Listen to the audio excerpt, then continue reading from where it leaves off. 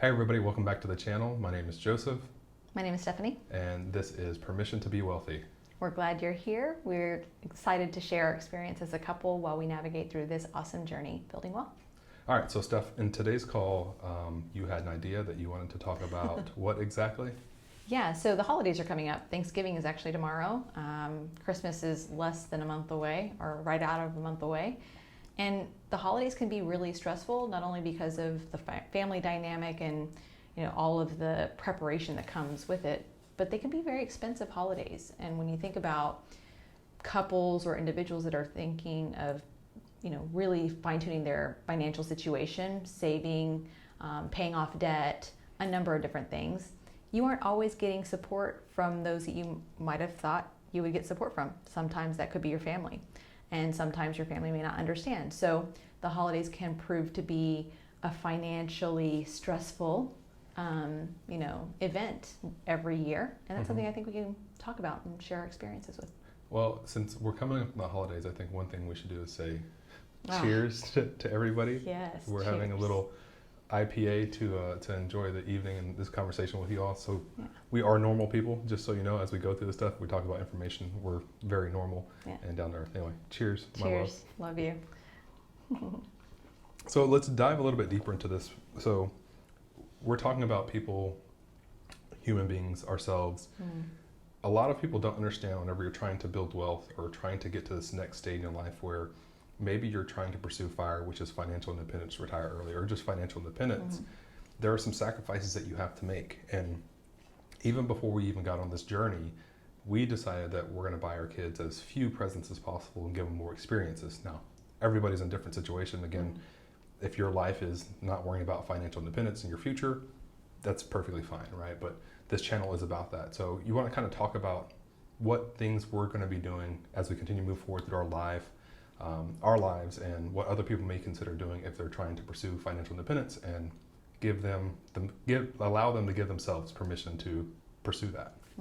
Yeah, I think, touching base on kids, when we had our two boys, one of the first conversations we had was about how we were going to save and or invest for them to have some level of financial security when they came of age, whether that's 18, 20, the average coming of age wherever you live. And for us, that is in custodial accounts. And so one way that we've discussed that with our families is that instead of, like Joseph mentioned, large lavish gifts that honestly kids at 1 and 2 years old will never really remember, we've encouraged our family to invest in those custodial accounts either with us or as they've navigated deciding how they want to invest for our kids. We've gotten involved in those conversations so that we can frame what we desire for them and what we think would be the most effective option. So custodial accounts do get an interesting rep, I would say. I won't say bad or good, but they aren't like your traditional 529 where your child has to use the invested money for educational expenses.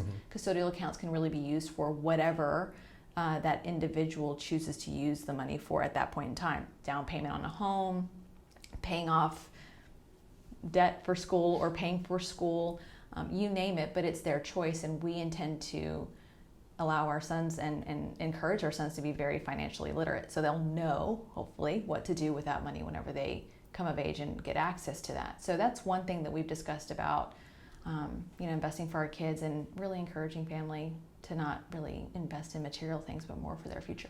Yeah, so can you, as we talk about custodial accounts, right? So by the way, Stefanie is the mastermind. I'll say this. She is a planner in her day job. I am the big thinker. Let's get on this plan. Let's make this happen. Stefanie's like, here's the plan. Do the plan. Execute. Execute. So Stefanie, can you tell everybody a little bit more about, you're saying it allows the kid, whoever you're investing for, your child that you're investing for, to utilize that money outside of, school. How and when do they have access to that money, and kind of talk about the type of investments within a custodial account? Because I think a lot of people look at a custodial account and then they're like, oh, I'm investing, but there are products inside the custodial account itself that they can invest in. So can you kind of give people a little bit of clarity on that? Because that's important, right? Because you say these words and we may not, as people watching this may not know those, not to talk down to anybody, but these were a lot of words we didn't know whenever we first started, looking at investing for our children and ourselves. Financial jargon and confusion around that is real. Yeah, so yeah. totally agree. So from a custodial account perspective, there's a UTGMA account and a UTMA account. Okay. They're very similar, but the account is what you hold your investments in. So a custodial account could consist of a number of investments in index funds, individual stocks, ETFs. We choose index funds, and the index funds that we typically go with track the S&P 500 or the total U.S. stock market, because you get a lot of diversification, and it's an option that will generate about 8 to 10% rate of return on average, looking at as long as the NASDAQ and the U.S. stock exchange has been open. Data, historically, correct. Yeah. So 8 to 10% growth annually can really result in $150,000 to $200,000 if we chose to invest about $500 a month for our kids from the time that they were born up until about they were 12, 13, and that money will grow to $200,000 at that point in time. Yeah. Now, that's just the stock, index, ETF investment side of it. Custodial accounts also allow families to roll in things like property and other assets that the custodian or the child will ultimately get access to later on down the line. And that becomes a little bit more complicated. So my plan, if we were to get to that point, is to also discuss with a trust advisor on how we would set up ultimately a trust option for our kids, so that we didn't put that much pressure on them whenever they came of age to then get access to those investments. And of age is typically 18. Is that correct? It depends on what state you're in, but it's typically around 18 to 20. Okay. Some states it's 25, so it's the average age of a... So some states say you're still too immature at the age of 24, so you have to wait till you're 25. I think it varies depending on where you are. Okay, so awesome information. So hopefully the reason we're having this conversation is a lot of people think, okay, I want to go out and I want to start investing for my kid and plan for their college and so forth and so on, but then you don't know where to start. And we're talking about custodial accounts and giving yourself permission to, rather than buy these material things, go out and create this custodial account. As you look at somebody, right, you've had a couple conversations with different parents, different women who are out there that are, in their job and they're doing their thing. Yeah. What would you say is a good place to start for a custodial account for a parent who wants to build that wealth or start building that wealth for their child? Let's say at the age of 18 they take the money out or they don't, or if they continue to let that money grow. Where is a good place for a parent to start, investing in a custodial account as far as the number financially? I guess this is the right way to ask the question. So you mean how much would they invest? Yeah, how much would they invest? That's a long way of saying what I wanted to say. Yeah, no, just structurally, right? You typically see, when I'm speaking to some of my clients, they are looking at investing about $500 a month for their kids. Now, that's a privilege to be able to invest an additional $500 a month for your children. It's a lot of money, right? It's essentially like taking an adult's plan to invest in an IRA, right? $6,000 a year for your child. But any amount really counts, right? So you could start with some options like an M1 Finance or some of these other fractional share companies that will allow you to access instruments like a custodial account and invest as little as $25, $50, $100 a month, right? And that's where, I'm having discussions with women about pooling resources as a family to then accumulate, let's say, $100, $250, $500 a month, right? Because if you have, let's say, me, Joe, decide we can put up $250 a month, and his parents and my parents both say that they can put in $50, that's $350 a month, right? And then, let's say you have the auntie that decides that she doesn't want to have children, but she wants to support her nieces and nephews. It's true. That's another $50 a month, right? And so when you have those discussions together as a family, it can be quite an exciting time to say, like, you all were able to really contribute in the generational wealth for your children, right? And I think, when you look at collectively compounding those monthly installments and investments, it can really be a powerful thing.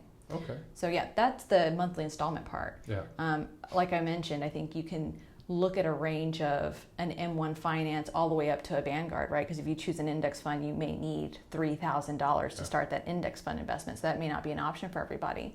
An ETF is a lower cost option and still a very low fee option for people to get started with those investments within a custodial account as well. So a lot of options out there. The reality is you want to look at custodial account, maybe a 529, what you want to invest inside, and what's palatable for you as a family or individually on how much you want to invest per month. Okay, so basically you can start off as little as $5 a month. Good. Right.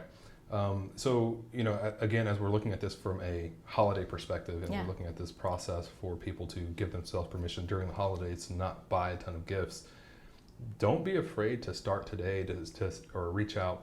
We're coming up on Thanksgiving, and reach out to family during Thanksgiving. Say, hey, instead of buying Christmas presents, if that's what some of your family members already do, say what we're trying to do is actually prepare for college way early, right?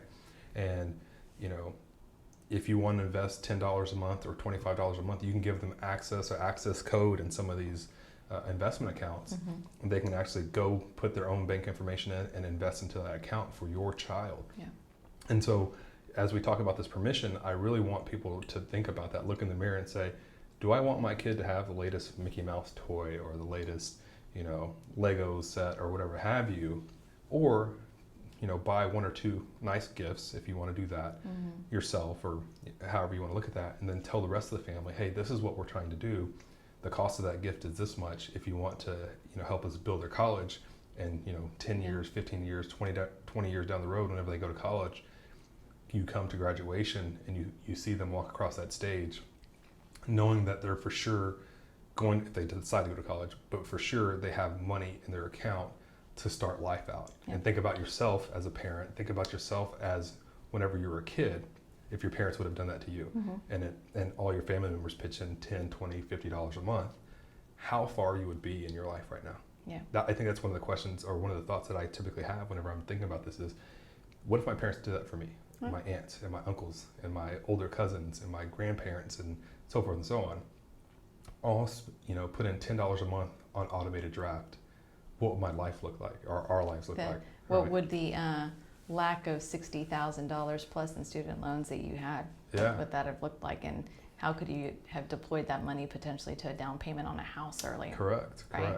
Start building wealth much, much faster. Yeah. I think the investing for your kids is a really interesting topic, and a non-traditional thing that you can discuss around the holidays with family. I think the other idea that I've seen discussed more often, and I think Joseph's family has done a great job at using this as an option, because you've got some huge family gatherings when it comes to the Christmas holidays, is a Secret Santa type gift exchange, right? I mean, when you have, 20 to 30 people gathering at a family event, I've been in situations where sometimes it feels like you have to buy a gift for every child in the family. And, frankly, coming from a Hispanic background, there's a lot of kids and cousins and nieces and nephews to shower with love during the holidays. And it was always a really fun and exciting time to open gifts as a little girl. But as adults, right, if you want to do people a favor, and I think make it fun, Secret Santas are a great way to say, you buy one gift, you can put a limit in terms of how much you want to spend for that gift. And it really just creates this fun environment to gift exchange and still be able to participate in that option if that's what you choose to do, but not overextend everyone to literally haul a whole carload worth of gifts, right? For us, we live overseas. We're not in the US all the time. And so when we go back home for the holidays, if we had to go home, buy everything there, package it up, wrap it, and then give gifts to everyone, that'd be quite stressful for us going home. But when we do go home, we have, an opportunity to still gift our family and do that through a Secret Santa, which I think has always been a great idea for large family gatherings.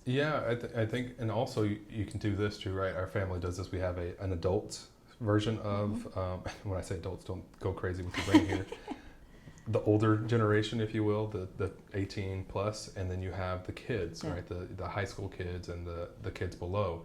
And they all buy one gift, and that gift goes into the pile. So, and the little kids actually don't participate. They're eating candy and chewing on whatever sweets they're chewing on, right? But you can break that up so that, again, everybody's just buying one gift and it goes around into whoever it goes around into. That also opens up the conversation then, in my opinion, as I think about this, Love, is now you say, hey, we're only buying one gift. What if we started talking about money for the future for everybody else? Mm-hmm. And I think it takes one person to open that conversation up, all right? And not everybody's gonna be on the same playing field. Not everybody's gonna have, you know, a corporate job where they're making $400,000 a year. And, you know, some people are gonna be school teachers and some people may be unemployed at the moment, right? Mm-hmm. But it's still a good place to start having conversations to open things up, because I think there are too many conversations that aren't had and people feel bad not being able to participate in those. And so you start talking about, hey, you know, how's your job search going or whatever have you, and people start sinking back because they don't want to have that conversation. And it's like, hey, let's talk about the future, because the future is exciting, right? Your present sometimes isn't as exciting as your future is, and sometimes people forget that, hey, let's look at the future, let's start planning for our kids, and that might motivate that person to be more excited about what they're doing for their job search. So just an idea there for those of you who are like, well, how do I even approach this conversation, right? Yeah, I mean, I think as we really started looking into FIRE and building out our path towards financial independence, we started looking back at how we grew up, the conversations we did or didn't have. Mostly didn't. And mostly didn't with family, right? And it wasn't a malicious thing, right? It's literally just something that we don't traditionally discuss as a family if that conversation isn't purposefully inserted in the everyday lives of how you navigate through building wealth. Also knowledge, right? Like I would say the majority of our family members did not have some of the knowledge that we've gained. Not saying that we're smarter, we just opened books, right? That we're like, oh, this is how people talk about money, or are supposed to talk about money, or supposed to plan around money. Yeah, I mean, and access to knowledge, quote unquote, in the past may have been going to the library. Yeah. Now you can literally get online and stock your Instagram with 90% content and knowledge and 10% into entertainment, and really learn, quite frankly, a ton within a matter of weeks or couple months. So access to knowledge, especially around the financial literacy space today, is so incredibly abundant that I would find it, quite frankly, hard to not have a discussion about money, because the information's out there. Yeah, in your face these well, days. again, you have to take a step back saying what you just said too, right? You were in that position where you didn't know, I won't say you didn't know anything about money, you had money, but you didn't know, you earned money, I should say that, through your job you've had for going on almost 15 years, I guess. But you didn't like talking about money, right? At some point in my life, I didn't enjoy talking about money, right? And so those of you who are out there that have that apprehension about talking about money, that is so normal. Like beyond like your imagination. The majority of our human race does not like talking about money. And the problem with that is whenever you don't enjoy talking about money, you don't talk about things that can make you more money. Whenever you start learning to have conversations around money, it's kind of funny because now you start seeing all these opportunities that you never saw before, because now it all becomes about your future and your kids' future and how do you make more money. And not to say, you know, money is everything, but money does help with a lot of your life, taking care of your bills, all this other stuff. So the more you talk about money, for some reason, the more money you typically make. It's really interesting. Yeah, no, totally agree with you on that. I think the reality is FIRE, I think, has a name because it is literally like you catch kind of a spark and it starts to like snowball into a fire. Right? Snowball's a weird word to put in the middle of that, but snowballs into a fire. Yeah. But the reality is once you start having those discussions, I know that for us, my conversations with my mom, probably every couple weeks, we're talking something about money. Right? Before that, before we started talking about, you know, us talking about money, how often did you? And by the way, we're in our late 30s. How often did you talk to your mom about money? I never spoke with my mom about money up until this last year, like purposely. And, you know, for a woman who was very independent, put herself through her undergrad, getting her master's in business, and then ultimately getting her PhD, my mom has no lack of knowledge or experience or go get it done. Nor do I, right? But money just wasn't a conversation that we did have or discuss. And she's now, you know, in her late 50s, planning for how she wants to enjoy the rest of her life and ultimately retire. And I'm so proud of her, right? She's, you know, invested in property. She's got her investments that she's had for years coming out of her corporate life and career, and going to build her own business. But as she was doing all that in the background, she wasn't bringing us into the discussion, right? Yeah. And now that we've opened that conversation, that door to have that discussion, wow, I mean, it's something we talk about all the time. Yeah. It's quite interesting that you start leaning in that direction. So, as we kind of approach the end of this conversation, I think, what I would like to end, and Stefanie, you can say your ending part as well, but please give yourself permission to start having these conversations. The faster you get over the hurdle and the pain of that first word about, hey, what are you doing with your future and your investments, which is gonna suck, I can tell you that, because most people are like, what are you talking about, right? As soon as you can get over that, you get to the good stuff, the stuff Stefanie's talking about right now with her mom. And it takes some time to get there, but it is a heck of a lot better than never having those conversations and never opening your mind up to what the future could look like with more money in your future. Because if none of you ever talk about it, the less money that you're going to talk about, which means the less money that you're going to have, because you're not going to know about other opportunities, because you're not going to think about those things. So the more you talk about something, the more it opens your brain up to have deeper conversations. Yeah, and then to tie it back to personal experience. Last year, 2020, Christmas, Joseph encouraged me to read a book with him, Quit Like a Millionaire. Yeah. That started all of this, right? It really kickstarted this entire movement within ourselves personally and within our family to strongly pursue financial independence. After 5 years of beating her head with what fire meant. But correct. Just yes, keeping that real. He was kind of, slow dripping fire as a concept to me over time. Yeah. But imagine if you gave that gift of conversation or a book, right? A $10 to $15 book to a couple of family members, how that might change their life and ultimately completely transform the conversations you will have from now through the rest of your lives, right? That's a pretty powerful statement when you think back to like, oh, what was that pivotal point in your life whenever you got onto this journey? Oh, it was Christmas 2021. Yeah. If you could say that, that'd be pretty awesome. That'd be fantastic. Yeah. Well, ladies and gentlemen, this is the end of this particular video. We hope that during the holidays you do open the conversations up with your family and talk about money and talk about the future and talk about custodial accounts and giving yourself permission not to buy the most lavish 50 gifts for your kids, but take that money and talk to your family members about planning for the future for your kids and investing. And basically this is permission to be wealthy. Stefanie, we're working on a tagline. We don't know what it's going to be yet. Stefanie, do you have an idea of what permission to be wealthy tagline is going to be? I think you've said it as best as I could frame it right now after having half an IPA, so we're good to go. Give yourself permission to be wealthy, ladies and gentlemen, and we'll see you in the next video.